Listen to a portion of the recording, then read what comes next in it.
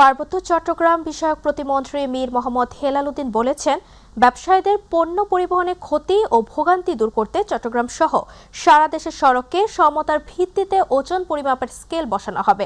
Chittagong club Khatunganj trade association ইন্ডাস্ট্রির আয়োজিত ইফতার মাহফিলে প্রধান অতিথির বক্তব্যে তিনি কথা বলেন। তিনি বলেন, নতুন সরকারের প্রতিটি পদক্ষেপ ব্যবসায়ী বান্ধব। চট্টগ্রামকে বাণিজ্যিক রাজধানী হিসেবে গড়ে তুলতে খাতুনগঞ্জের ঐতিহ্য অক্ষুণ্ণ রেখে ব্যবসা পরিচালনার আহ্বান চান তিনি।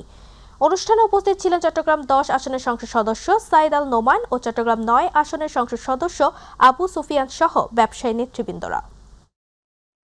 রাজনীতিবিদদের মধ্যে বিভক্তি আছে, থাকতে পারে, আমরা এক একজন এক এক মতাদর্শ বিশ্বাস করি, এটা থাকতে পারে, কিন্তু চট্টগ্রামের ব্যবসায়ী সমাজ আমার ধারণা সবসময় একত্রিত হয়ে নিজেদের স্বার্থকে রক্ষার্থে সবসময় ঐক্যবদ্ধ থাকা দরকার। আমি আশা করবো এবং আহ্বান জানাবো, আপনারা ব্যবসায়ীদের বিরুদ্ধে যে কোনো অন্যায়ের প্রতিবাদ আপনারা সকলে সমন্বিতভাবে করবেন।